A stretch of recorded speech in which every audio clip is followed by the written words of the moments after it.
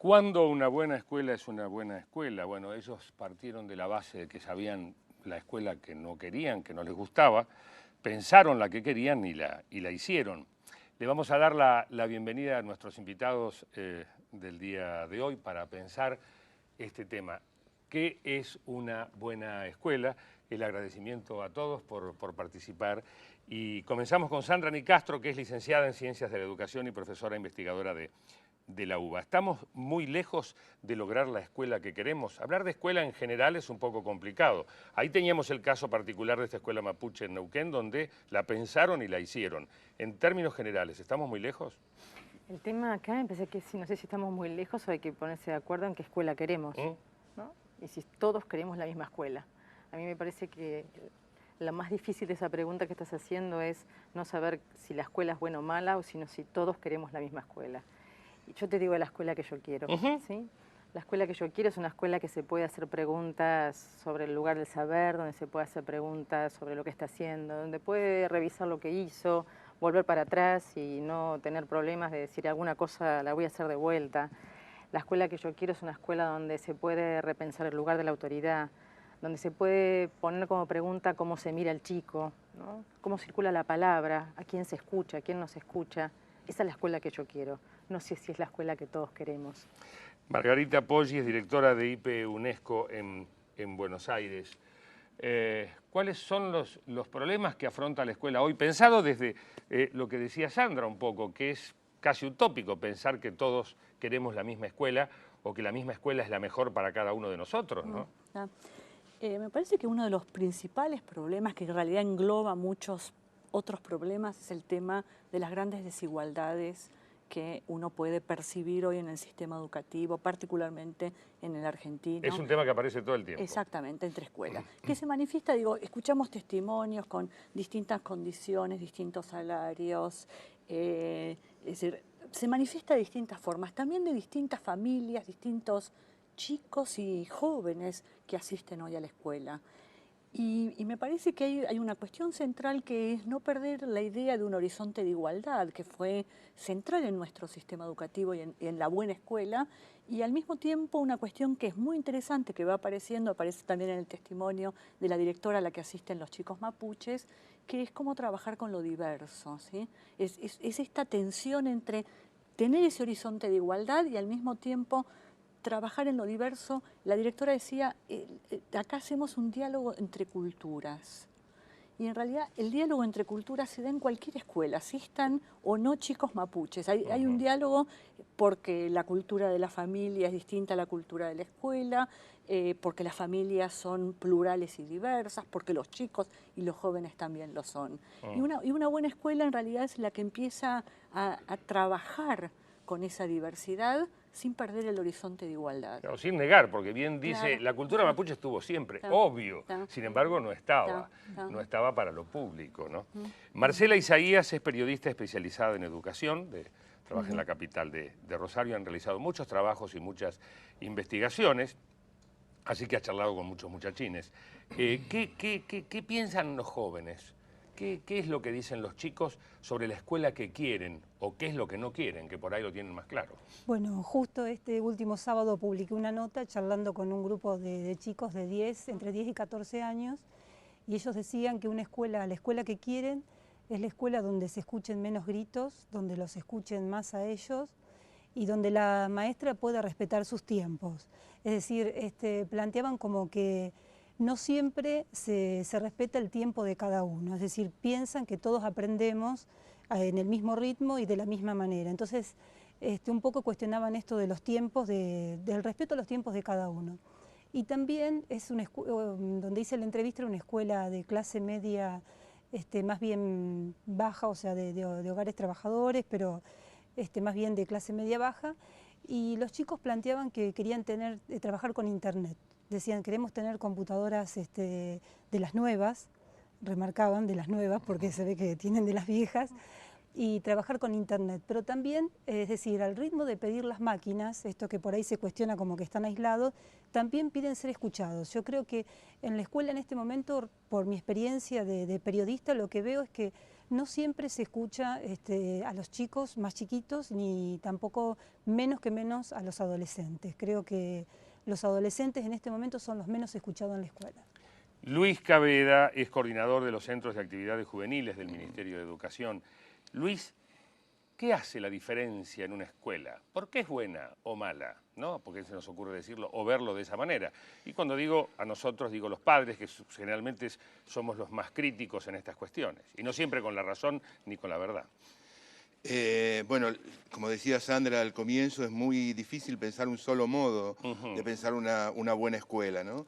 Yo diría que una buena escuela es una escuela en donde se restituye un lugar de confianza, en lo que los adultos tenemos para decirles a las nuevas generaciones, un lugar de confianza en esta posibilidad de hacer un traspaso y también, y básicamente, un lugar de confianza para los chicos que allí asisten, y en esa dupla entre lo que el docente tiene para decirles y estos pibes que pueden y quieren aprender, se restituye un lugar de diálogo para encontrar buenas escuelas, ¿no?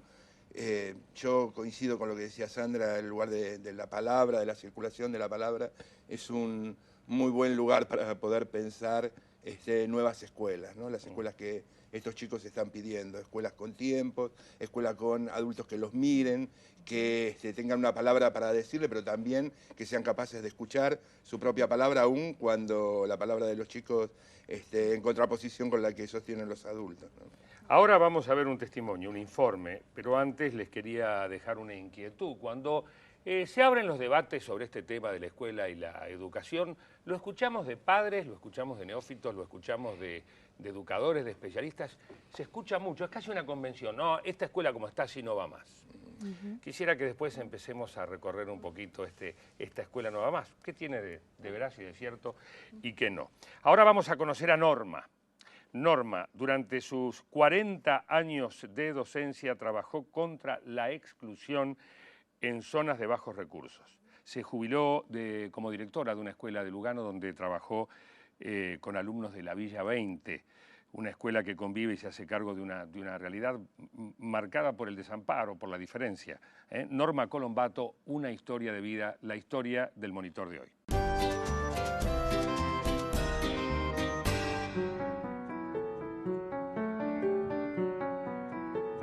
Mi nombre es Norma Colombato, hice toda mi escolaridad en Gualeguaychú y después me vine a estudiar a Buenos Aires y este año cumplí 40 años de trabajo con adolescentes. Me había venido a estudiar matemática en ciencias exactas, pensando que me iba a dedicar a la investigación. Y creo que cuando vi los cuartitos donde trabajaban los investigadores, y fácilmente pude decidir que eso no era lo mío. Y una amiga me ofreció trabajar en una escuela en Avellaneda. Y bueno, trabajando dije, esto es a lo que yo me tendría que dedicar. Simultáneamente seguía estudiando para poder trabajar en las escuelas públicas, que era lo que en realidad yo quería. Y después era una profesora de matemática del montón y me ofrecieron dirigir una de las escuelas que la ciudad creaba en el 90. Yo la elegí, a esta escuela la elegí. Pregunté qué había cerca y me dijo, allá hay monoblocks y acá estamos frente a la Villa 20. Y entonces elegí la de la Villa 20, que está ubicada en el barrio de Lugano. La población de la escuela es alrededor del 95% de chicos de la Villa 20. Algunos otros vienen de la Villa Sildáñez y de la Villa Oculta o de INTA. Yo elegí trabajar con los chicos, o sea, mi interés es el trabajo con los chicos y en este caso particular con los padres y con el barrio en su totalidad. Estaba convencida que se daba lugar a un derecho de los chicos y de los padres de tener una escuela media adecuada. Hay chicos que son difíciles. Entonces aparecía algún adulto que me decía, ya no da más, este chico ya no da más en la escuela. Y entonces yo le decía, ¿qué hacemos? se lo devolvemos al barrio y le decimos, nosotros somos 50 adultos que cobramos todos los meses para atender esta escuela. Cuando el barrio nos manda uno que está fatal, se lo devolvemos y le decimos, no señora, mire, los fatales, cuídelos usted. A mí me parece que los servicios que tienen todos los chicos en cualquier lugar de la ciudad, los de acá se lo merecen también. Así que si otros tienen libros, estos tienen que tener libros. Y tienen que tener más, porque como decía uno de mis compañeros, ellos siempre tuvieron menos de todo.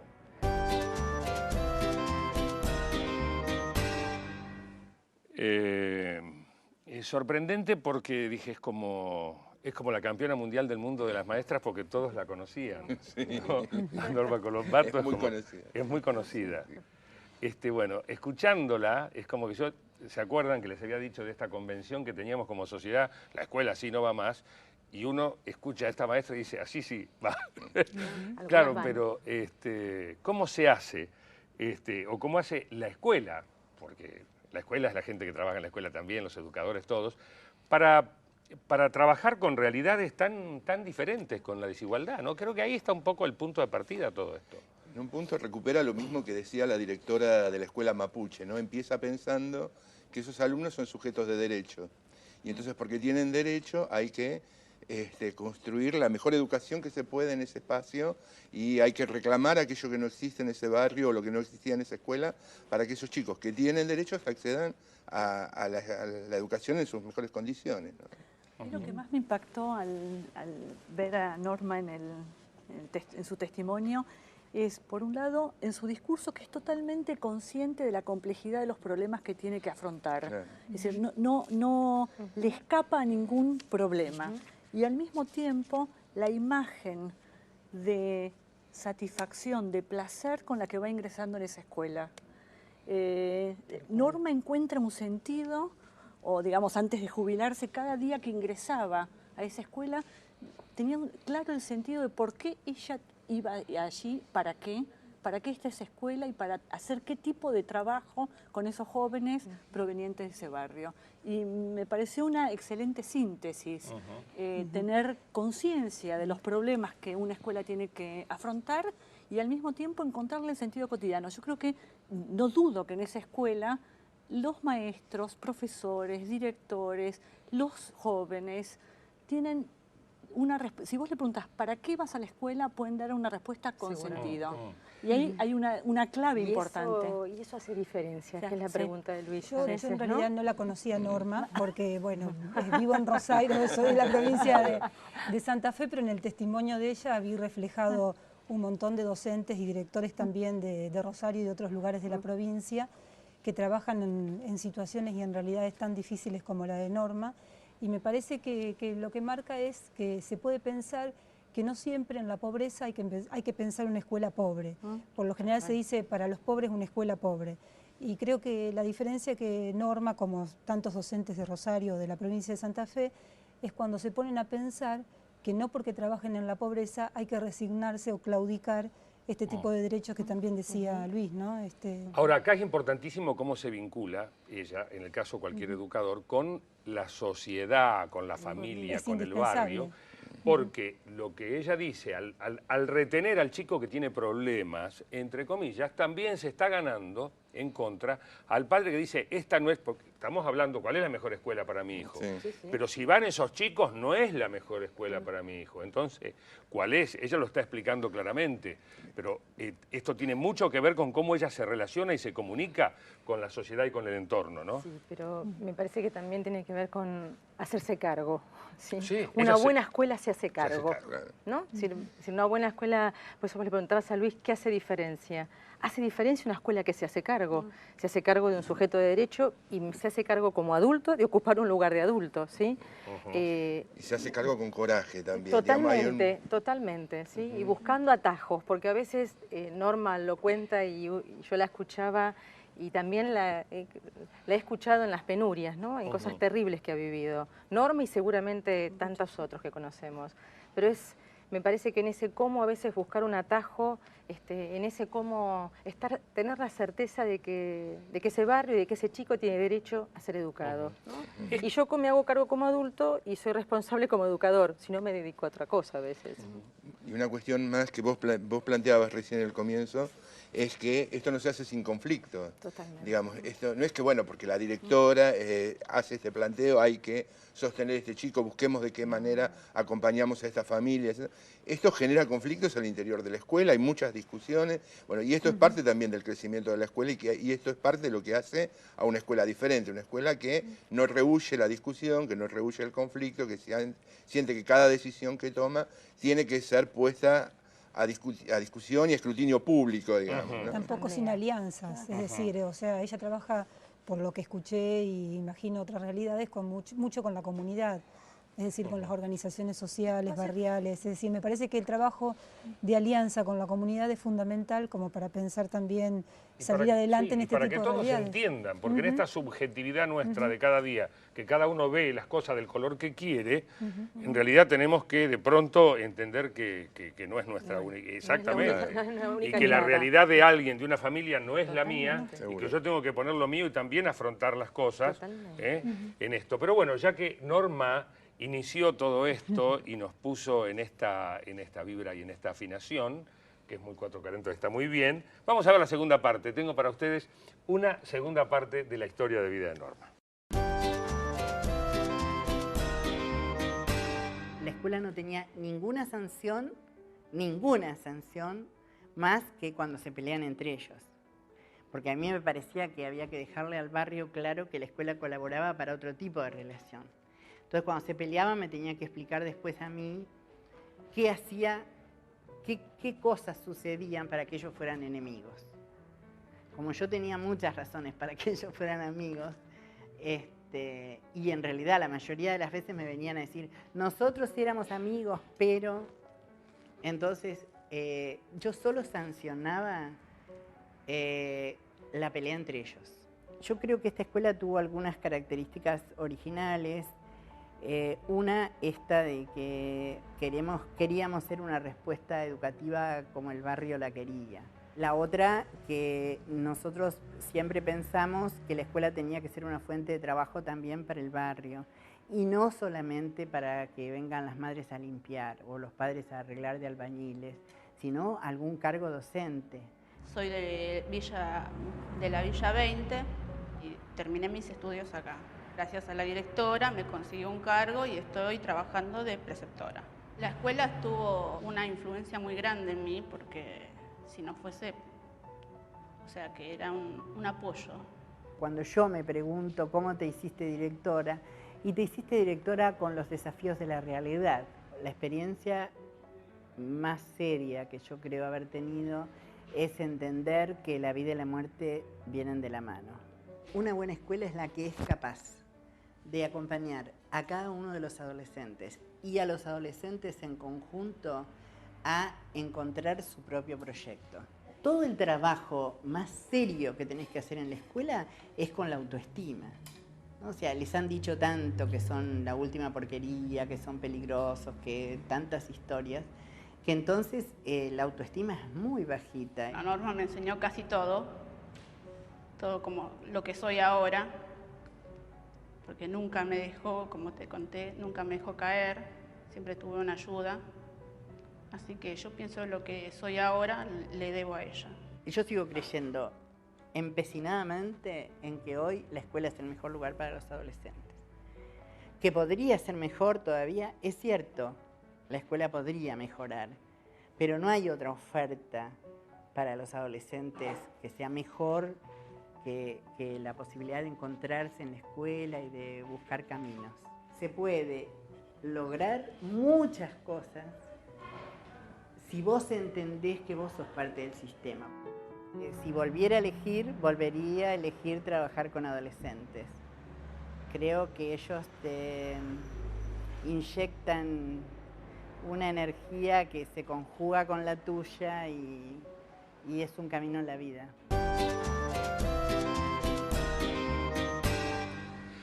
Y lo dice con felicidad, ¿no? Con total. Luis, ¿Cómo lograr que los docentes sean, porque ella habla de acompañar al adolescente en toda esta etapa que es de cambio permanente y de adaptación? ¿Cómo lograr, digo, desde el sistema, desde el ministerio, que los docentes estén preparados para ser interlocutores válidos con los chicos? Me parece que no es una sola cosa. Volvemos a la misma idea del comienzo respecto de que no hay una sola manera de pensar la escuela. Me parece que no hay un solo camino para pensar estos adultos que necesitan los chicos. Yo diría que un muy buen camino es poder hacer visibles a estos otros jóvenes de los que habla Norma, ¿no? Poderlos mostrar en sus potencialidades, en aquellas cosas que desean, en aquellas cosas que buscan, y poder reflexionar con los docentes sobre estos nuevos chicos, sobre estas nuevas miradas sobre estos chicos que están tan ocultos, ¿no? Que no son tan visibles en los medios, que no aparecen en las discusiones de las salas de profesores o en el almacén, ¿no? Nosotros, desde los centros de actividades juveniles, intentamos construir esta visibilidad para los chicos. Intentamos que los docentes puedan verlos en esta necesidad de aprender y en este disfrute que puede producir el encuentro con el conocimiento, ¿no? A medida que los docentes pueden reconocer a estos chicos, creo que habilita un debate sobre las posibilidades que esa escuela tiene, ¿no? Sandra, escribiste un libro sobre la institución, sobre la escuela y sobre los directores, el laburo de los directores. Hablábamos del docente, ¿no? y su capacidad de comunicación con los chicos. El director es un poco, ¿no?, padre-madre de toda esta cuestión. ¿Cómo tiene que accionar ahí? A mí me parece que el director, lo que tenemos que poder ayudarlo es a que pueda generar condiciones para que la gente pueda trabajar. No pensarlo como el que tiene que cargar en la espalda de él toda la escuela, él solo. Muchos tienen la polenta de Norma, ¿sí? Hay otros que no tienen la misma polenta de Norma y sin embargo pueden llevar adelante muy bien muchas escuelas. Me parece que lo clave en pensar hoy la tarea del director es pensarlo como un trabajo que implica generar trabajo a otros, coordinar el trabajo de otros y ayudar a pensar. Es decir, el director, hoy cuando el maestro te dice yo tengo un director, ¿no? ¿Y qué hace tu director? Y me reayuda porque me escucha, me ayuda a pensar, puedo ir a contarle algo. Es decir, eso que a veces le pedimos, que hablábamos recién del docente con el chico, a veces el director lo hace con los maestros, los escucha, ¿sí? Se acerca, no es palmoterapia, es esa escucha real donde te puede decir no sé qué hacer igual que vos, deja que pensemos. Puede interrumpir el desorden para decir, bueno, hasta acá. A mí me parece que eso es lo que tenemos que poder dejarle hacer a algunos directores, ¿no? Pensar, esperar, interrumpir, generar condiciones que algunas no son las que de afuera nos parecen las mejores, pero ellos a veces son muy sabios. Generar condiciones, pero no solo del director, sino de todos, para no perder el placer. Norma habla mucho del placer. Claro. Y la mejor, creo que la condición sine qua non que debe tener esto de educar, de enseñar, de transmitir, es el placer, pero muchas veces en condiciones tan adversas, tan escasas, tan mínimas, ¿no? Y ahí, claro, ahí se ve la diferencia. Totalmente, totalmente. Me parece que desde hoy estamos rondando este tema que es clave, que es el placer por estar en una escuela, el placer por querer transmitir. Esto es una dimensión más de conocimiento, digamos, que tiene que ver con una buena escuela, y el placer también por transmitir determinados valores. Hemos hablado mucho aquí de cómo pensar lo diverso, cómo pensar al otro, cómo poner la oreja, cómo sostener un proyecto personal.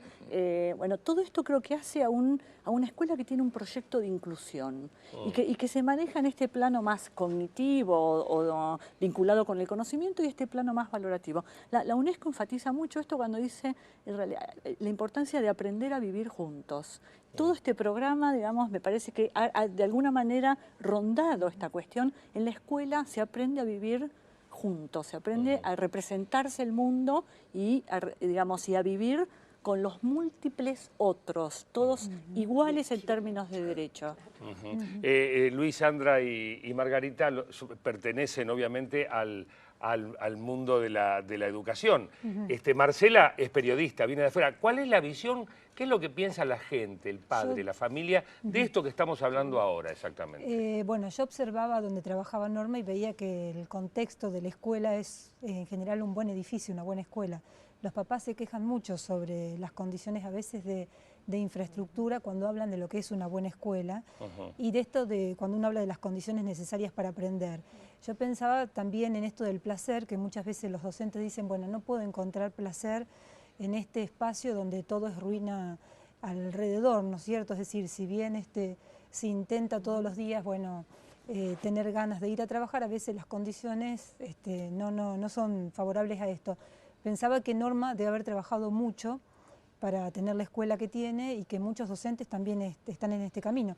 Y que los papás también, cuando se logran involucrar en este proyecto, empiezan a pensar a la escuela como, también pensándola, como que hay que pensarla, como un mejor lugar para aprender. Y eso implica también tener buenos docentes, tener un buen espacio de aprendizaje, los chicos también me decían en la nota que todos tengamos los mismos bancos, por ejemplo, no un banco roto y uno sano, porque si no nos peleamos. Que todos puedan pensar en un mismo espacio placentero de aprendizaje. Eso también piden los papás. Después les voy a preguntar seguramente cuánto depende de la comunidad educativa, del docente, del director, el hecho de que las cosas sucedan, de que las escuelas mejoren, de que los arreglos lleguen, o las computadoras. Ahora vamos a pintar un poquito con humor, porque la escuela debe integrar por un lado y por otro lado debe confrontar con todo este asunto de las nuevas tecnologías y todo lo que pasa en el mundo. Y bueno, tamaña tarea. Vamos a ver cómo lo ven en la escuela de Rudy y Patti estos problemas en el aula.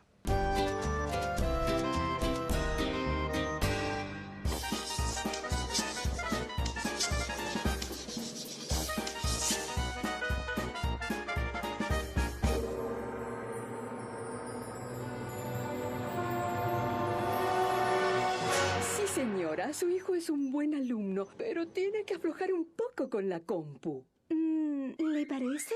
Véalo usted misma.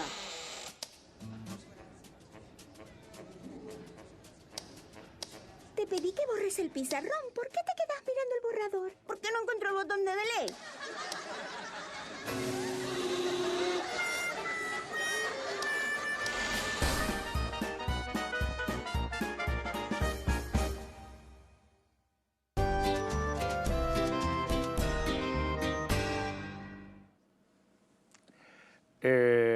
Bien.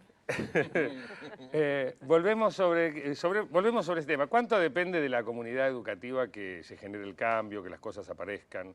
Debe depender de la distancia en algunos casos. A veces uno está más cerca de donde se administra la cosa y a veces está más lejos. Pero debe también tener que ver con cuánto uno hincha, ¿no? Y cuánto pelea por las cosas. Sí, me parece que Luis usó una palabra hoy, también tiene que ver con la confianza que la comunidad le tiene a la escuela. Hace un rato ya decía los buenos espacios, ¿no? A veces vemos escuelas lujosas, diría yo, ¿no? Escritorios maravillosos y directores que nos cuentan y hacen historia de sus muebles de hace no sé cuántos años que están lustrosos y divinos. Y las aulas tienen pocos chicos y los maestros se los ve reaburridos. Y entonces, a veces establecer relaciones directas en esos espacios bárbaros y el placer y la pasión por estar allí y la pasión por aprender no es una relación lineal, ¿sí? Tiene múltiples atravesamientos. Y Luis hablaba de la confianza y me parece que la confianza de la comunidad, la confianza de la familia, la confianza de los padres en la escuela a veces hace que la vean más linda de lo que es, más fuerte y más potente, y puedan poner el hombro a cosas que en otras escuelas están esperando o esperan nada más que sea algo, como dicen, te voy a repetir textual, que venga de arriba, ¿no? Y esto no significa que no haya que tener, que las escuelas no tengan que tener lo mejor, no estoy diciendo eso, ¿eh? Lo que estoy diciendo es que son dinámicas diferentes a veces ante lo que tienen o ante lo que no tienen. Y después tenemos este hecho de que, bueno, hay como cierto deslumbramiento. Hoy Luis María Pesetti hablaba del humor. El humor en la escuela es muy importante, pero dijo hasta ahí, no todo es chiste, obviamente que sí. Hoy tenemos como una proliferación también, digo, en la educación en general, de vincularse más con el arte, de jugar más de alguna manera. Entonces la escuela que no lo hace es como que la miran como una escuela antigua y en realidad por ahí no lo es. Y es difícil que todos sepamos cómo funciona cada una de estas escuelas. ¿Cómo ayudamos, ya que nos está viendo no solamente la comunidad, sino también la familia, cómo ayudamos a esta decisión? Desde lo simple por ahí, el consejo que puedan dar ustedes, no sé, a involucrarse más, a preguntar más, a meterse más? ¿Cómo descubrimos si una escuela es realmente la buena escuela para nuestros hijos? Yo puedo responder como mamá. Sí, Mónica, como mamá, como venga. No como periodista, como mamá. A ver, como mamá periodista, yo soy hija de la escuela privada. Hice toda mi escolaridad en una escuela privada y estudié en la universidad pública. Mis hijos van a escuelas públicas y estoy convencida de enviarlo a escuelas públicas. Mi hijo va a una escuela del barrio que va y viene caminando con sus amigos y ha construido una red de amistades maravillosa con quien puede compartir, hacer tareas, aprender. Puedo disentir muchísimo con la forma de enseñar de la escuela, con el trabajo de las maestras, pero creo que, a ver, la escuela ideal, yo estoy encantada con que Julián pueda tener amigos con quien compartir sus tareas, preguntarle a la maestra, que la maestra me llame y me conozca la cara, que se conozcan todos los papás, que los papás me digan cuando me encuentran en la calle, mirá que hoy cruzaron la calle sin mirar. Es decir, eso me parece que esa red hoy es muchísimo para valorar y creo que eso lo construye la escuela pública. Estoy convencida de eso y por eso, a pesar de ser hija de la escuela privada, me he vuelto defensora de la escuela pública. Luis. Sí, yo creo que si algo se le puede decir a los papás es que, por supuesto, la presencia de los padres siempre enriquece la trama de la escuela, ¿no? Y la verdad que algunas buenas escuelas se van volviendo mejores gracias a la presencia de los padres. Pero, ojo, que también hay algunas escuelas que habilitan la entrada de los padres y otras que las dificultan, y eso me parece que es una cosa a mirar y a donde no se da a intentar cambiar, ¿no? Es decir, esta mirada diversa de la que hablábamos hoy no es solamente la diversidad respecto de los docentes que piensan de modos distintos, no es solamente de los chicos que provienen de lugares diferentes, sino que también son estos padres que pueden pensar de un modo muy distinto al que se viene gestionando la escuela. Y en relación con lo que decía Sandra, yo también creo que hay escuelas que en situaciones muy difíciles y entre escuelas que viven situaciones difíciles de mucha paridad entre escuelas, se producen cosas muy diferentes al interior. Es decir, escuelas en situaciones similares producen cosas muy distintas en la relación con los chicos, en la relación con el aprendizaje, en relación con el placer de aprender, que no necesariamente quiere decir el disfrute a pleno todo el tiempo. A veces ese placer de encontrarse con el conocimiento implica previamente haber pasado por algunas horas de haberse sentado a estudiar, de hacer un esfuerzo, de sentir que uno se encuentra con eso que no sabía y eso finalmente dice, bueno, qué bien, pero esto significó haberse sentado, haber dicho, no entiendo, no puedo. Bueno, esto también es algo que la escuela tiene que aprender a tramitar en la relación con los chicos, ¿no? Cuando uno dice el disfrute no es estar no es la joda riéndose loca. todo el tiempo, no es la joda loca. No. Sandra. Me parece que la relación de la familia con la escuela hoy está sumamente conmovida, ¿sí?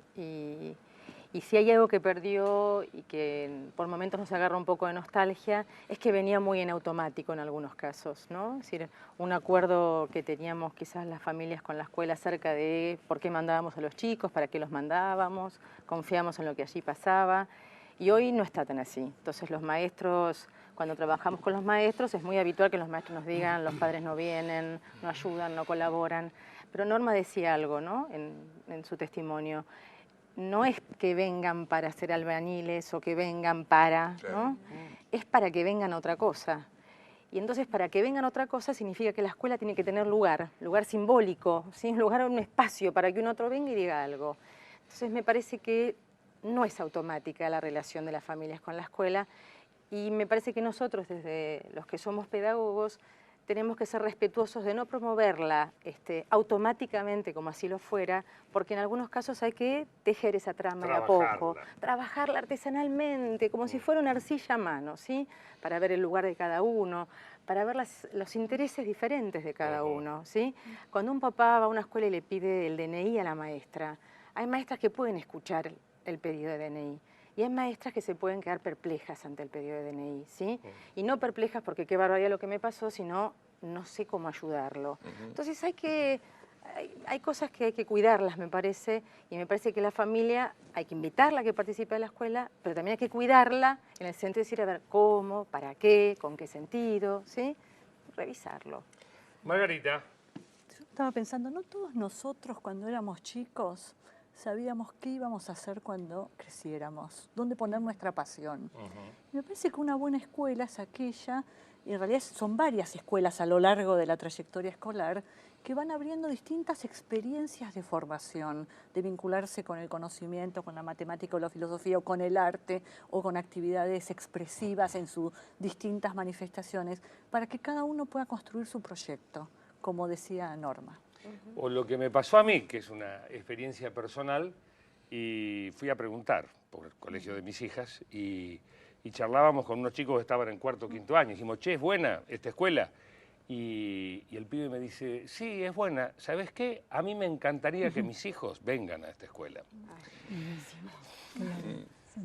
Pero no sé si esto, qué sé yo, cada uno tendrá que descubrirlo por sí mismo y realizar la investigación. Muchísimas gracias por venir y acompañarnos. Hoy pensamos juntos cuál es la escuela ideal o cuál es la mejor escuela para mi hijo, para nuestros hijos. Muchas gracias por acompañarnos, como siempre. Hasta luego.